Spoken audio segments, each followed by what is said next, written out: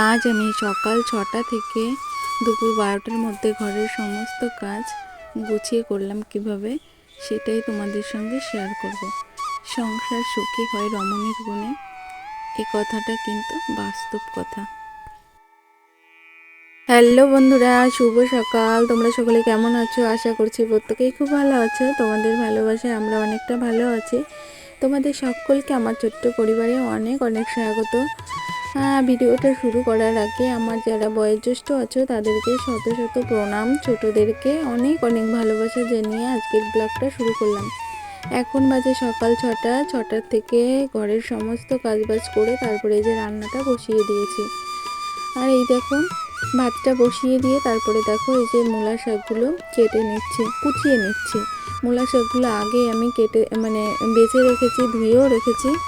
আর জানো তো আজকে করব হলো কমলি শাকের একটা তরকারি করব, তার সঙ্গে মূলা শাক ভাজবো আর হলো মূলা দিয়ে তরকারি করব। আর এগুলো কিন্তু সমস্তটাই গুঁড়ো মাছ দিয়েই করব।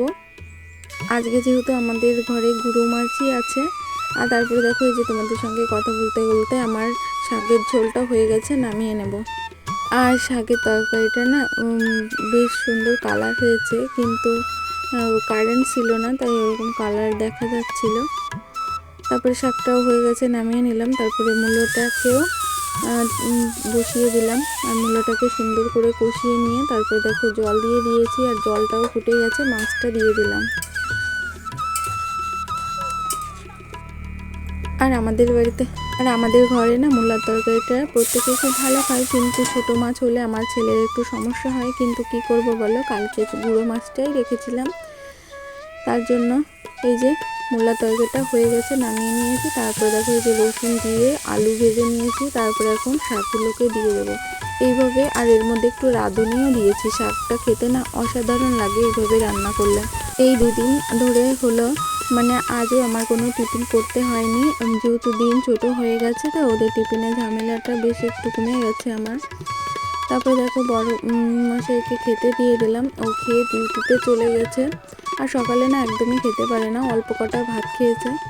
তারপরে ওরা প্রত্যেকেই স্কুলে চলে গেছে, ছেলের বাবা ডিউটিতে চলে গেছে আর ছেলেও স্কুলে গেছে। তারপরে দেখো আমি ঘরের কাজগুলো সেরে নিচ্ছি। আর আজ না ভেবেছি বিছানা দুটো একটু এই যে পাল্টাবো। বেডশিটটা যেহেতু উঠিয়ে ফেলবো ওই জন্য ভাবলাম লেপ কাঁথাগুলো কম্বলগুলো বাইরে একটু রোদে ফেললাম। আর রোদে দিলে না কম্বলগুলো গায়ে দিতে বেশ ভালো লাগে শীতের সময়। তারপরে এই যে অনেকটা জামা কাপড় ভিজিয়েছি, এখন সমস্তটাই কেচে নেব। আর বন্ধুরা, এই পর্যন্ত যারা আমার ভিডিওর সাথে আছো তাদেরকে অসংখ্য অসংখ্য ধন্যবাদ। তোমরা প্রত্যেকে এইভাবে আমার পাশে থেকো, সাথে থেকো আর সুন্দর সুন্দর মিষ্টি মিষ্টি কমেন্ট করো। তোমাদের কমেন্টগুলো পড়তে কিন্তু ভীষণই ভালো লাগছে আমার। আর যারা প্রতিনিয়ত ভিডিওতে কমেন্ট করছো, লাইক করছো, তোমাদের সকলকে কিন্তু অসংখ্য অসংখ্য ধন্যবাদ। যারা আড়াল থেকেও আমার ভিডিওটা দেখছো তাদেরকেও কিন্তু অসংখ্য অসংখ্য ধন্যবাদ। আর যে সকল বন্ধুরা এখনো আমার চ্যানেলটিকে সাবস্ক্রাইব করোনি, চাইলে আমার চ্যানেলটিকে সাবস্ক্রাইব করে দিয়ে আমার ছোট্ট পরিবারে থাকতে পারো। আর যে সকল বন্ধুরা লাইক করছো না এবং সাবস্ক্রাইব করেও আনসাবস্ক্রাইব করে দিচ্ছ, তাদের উদ্দেশ্যে একটা কথাই বলবো, প্লিজ এরকমটা কেউ করো না। আমি কিন্তু যাদের সাবস্ক্রাইব করি তাদের প্রত্যেকের ভিডিও দেখি, কিন্তু এই কাজটা কখনোই করি না। আমি যাদের ভিডিও দেখি না অনেক ভালোবাসার থেকে দেখি, আর আমি ফুল ওয়াচ করার চেষ্টা করি। আর তারপরে দেখো এই যে আমার আগের ভিডিওতে এক দিদিভাই সুন্দর একখানা কমেন্ট করেছে, সেটা না বললেই নয়। সেই দিদিভাইয়ের নামটা হলো স্বপ্না দেবনাথ। তিনি বলেছেন, দিদিভাই তুমি সবাই ঘুমিয়ে পড়লে তখন ভয়েস দেবে। দিদিভাই আমারও তো মনে হয় যে সবাই ঘুমিয়ে পড়লে ভয়েসটা দেবো, কিন্তু কি করার বলো তো, রাতের বেলা ভয়েস দিতে গেলেও খুব সমস্যা হচ্ছে আমার। এদিকে মাম্মামও অনেক রাত হয়ে যাচ্ছে ঘুমোতে, আবার যেহেতু গ্রামে বাড়ি চারিদিকের কুকুর ডাকে, আরও অন্যান্য জীবজন্তু রাতের বেলাও ডাকাডাকি করে, ওই জন্য খুব রাতেও ভয়েস দিতে গেলে খুব কষ্ট হয়। তারপরে আবার তো বড়মশাই এই কাজটা করা পছন্দ করে না, ওর ভয়তেও না আমি অনেক রাত পর্যন্ত ভয়েসটা দিতে পারি না, ঘুমিয়ে পড়তে হয়, না হলে আবার দেখলে রাগারাগি করবে। তাই আমি প্রথমে একজনের কমেন্ট পড়ে নিলাম। তারপরে দেখো এই যে অনেকগুলো পুরনো নাইটি ছিল, সেইগুলো এই 3টে ধুয়ে দিয়েছিলাম। তাই এগুলো এখন ভাঁজ করে নিয়েছি। আর এই নাইটিগুলো দিয়ে না আমি ঘর মোছার কাজে ব্যবহার করি, তারপরে পাপোশের কাজে ব্যবহার করি। আমি এই পুরনো নাইটিগুলো ফেলে দিই না, জানো তো।